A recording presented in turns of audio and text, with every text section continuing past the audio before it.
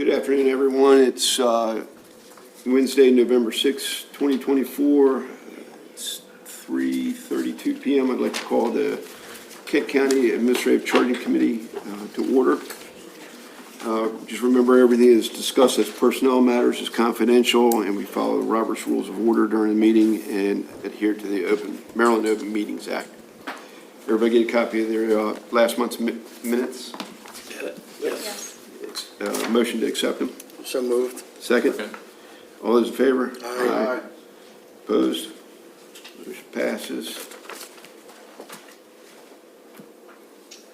Old business. Everybody get a copy of the draft of the rules and procedures. Yes, got mine. I wanted to kind of move on these today, but I've been asked to hold off. Just give one final review of these. So between now and next month's meeting, if you come up with anything,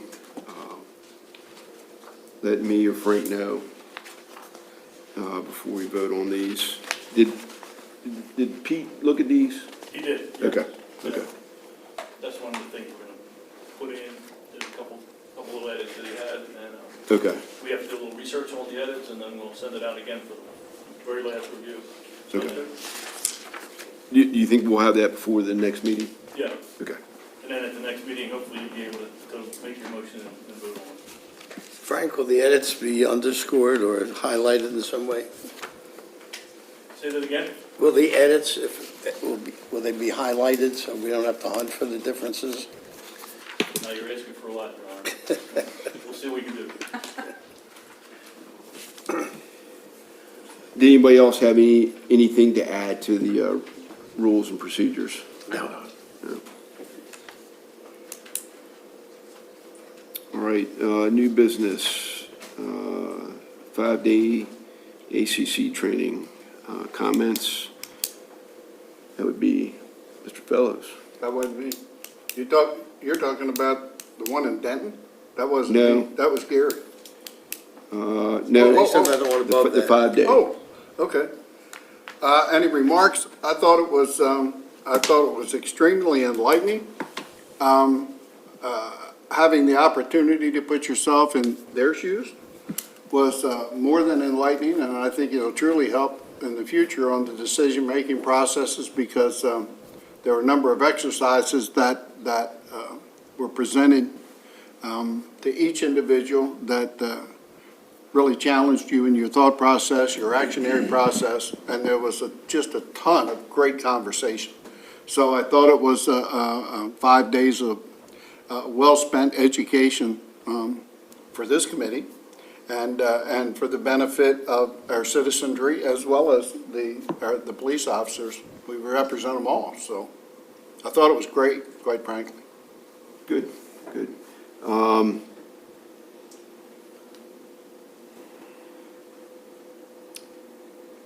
Okay. Did you talk about some of the outreach stuff that was going on throughout the state? I mean, other ACCs? You said average? Outreach. Oh, outreach. No, Okay. no.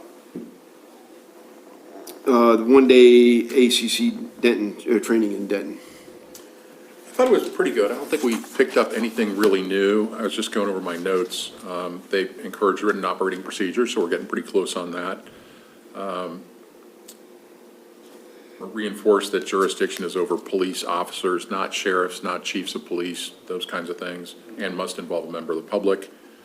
There's an AG opinion, which I have not obtained yet, regarding withdrawals of complaints. They cannot be withdrawn. I have it. Okay. I'll give it to you. Oh, that's great. Just zap it to me. I'll look at it. That was pretty much it. The one thing that was kind of surprising to me was that they reinforced the idea that being on the ACC can make you see things you don't want to see and hear things you don't want to hear. And so they said, be careful and think about mental health. I don't think we've had any issues that were traumatizing with our group. But in the appropriate instance, it might be worth paying attention to that and making sure anybody can reach out for help if they need it. That was about it for me. Well, you've had my previous comments that I had sent. I'll incorporate what Seb just said, but two significant things to me were finding out that there were some ACC groups that were simply adopting the findings of the police chief on the memorandum that was sent in and voting on that Or their and attorney. accepting the recommendation without looking at the raw material, any of the internal documents and the files, or reading investigation reports, which we all know is completely inappropriate. But that was quite surprising. Apparently, some of these groups must be overwhelmed caseload-wise, and in order to expedite the cases, they're just going with whatever the chief had said. It's kind of a dereliction of duty. And the other was that a number of these groups have attorneys assigned to them, which we don't. I don't know that it's something that we need to do, but we can talk about that. There for was sure. one in my class, and he was from Cecil County. And that, obviously, it's the role he played, and he was told he had to attend the ACC training. So I thought that was pretty interesting. You're not just a lawyer, you got to be there every day to be certified. You all want to discuss that, the attorney issue? It was my understanding for months and months ago that if we had an issue that we thought legal from the county needed to assist with, that would be a resource for us. Yes, just had this conversation with them this week. Right now, the county attorney is the one who we have to go to for review.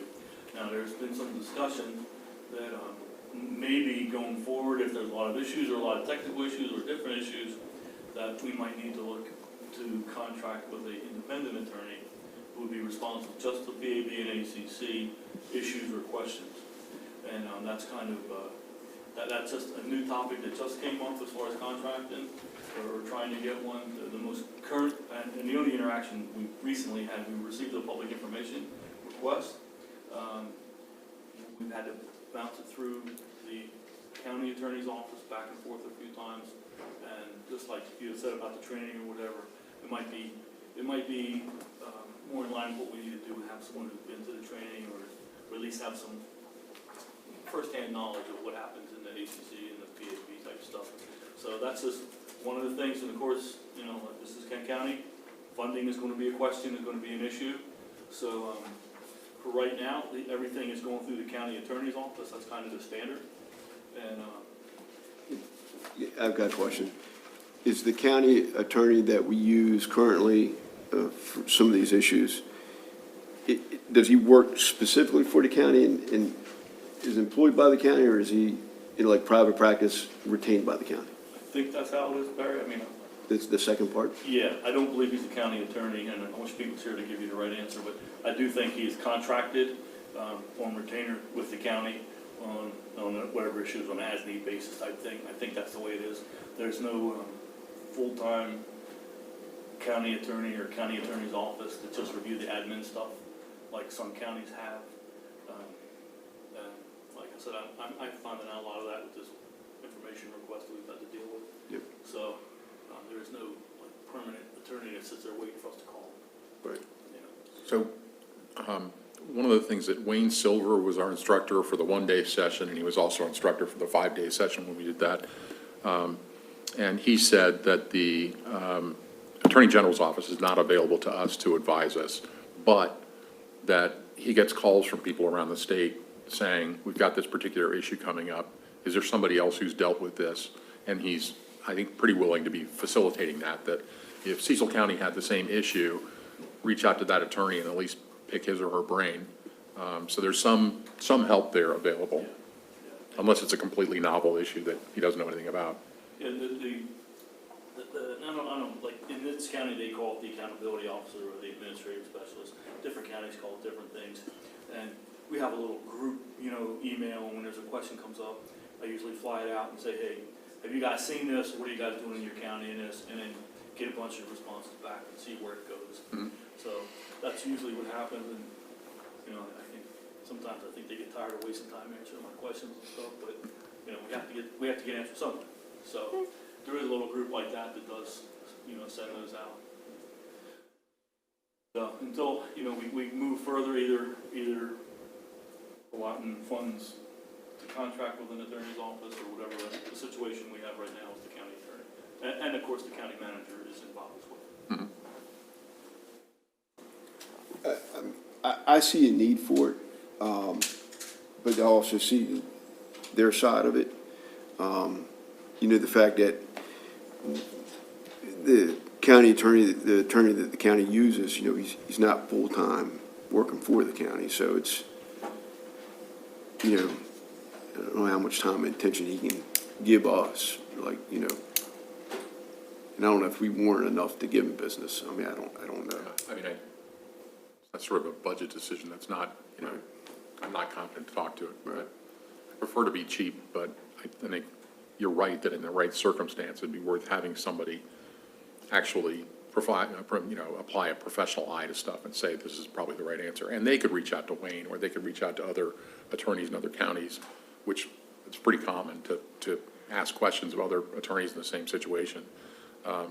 So it may not mean somebody has to write a, you know, Supreme Court brief on a particular issue. It could be relatively quick for them to decide it, and advise us, but I think having some advice would be helpful. And the Attorney General's office they have an attorney identified as like a liaison, but he kind of sticks to the policies and procedures and that sort of stuff. He doesn't get into the cases. That's not what they decided to do, but as far as like guidelines and rules when you put policies and stuff together, he has helped us with questions, and he is available for that, or his paralegal is. Yeah. So, and we have used them.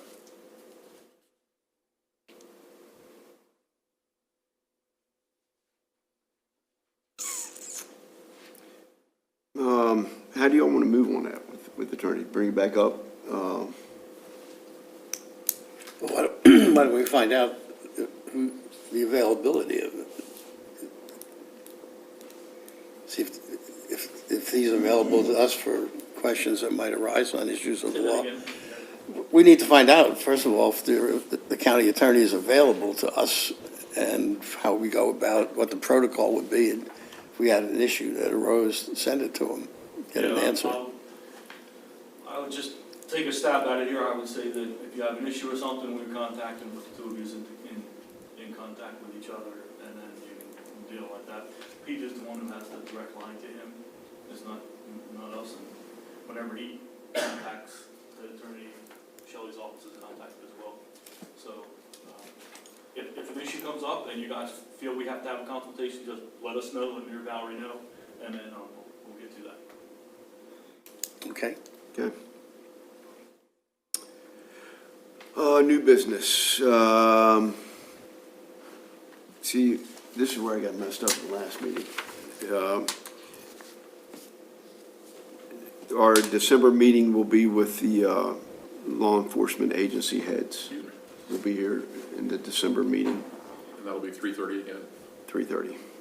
I won't be, and just let Valerie know. Yep. A while back, that I won't be here then. Okay.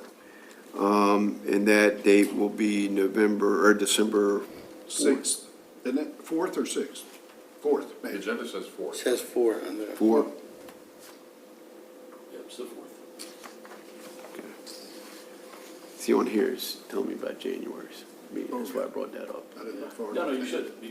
People can make plans that way. Yeah. You may have to go. Just looking forward, January's meeting is January the 1st. So we obviously won't have the meeting on that day. So just remember that when come the December meeting. 'Cause we're gonna have to move that date. And when you decide on the day, let Valerie know so she can get us on the calendar for this room.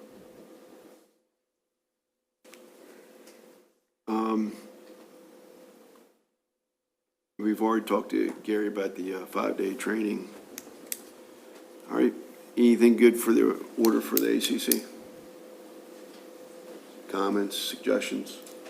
No, not much for me. Okay, can I get a motion to adjourn? So moved. Second? All those in favor? Aye. Meeting's adjourned. Turn your mics off.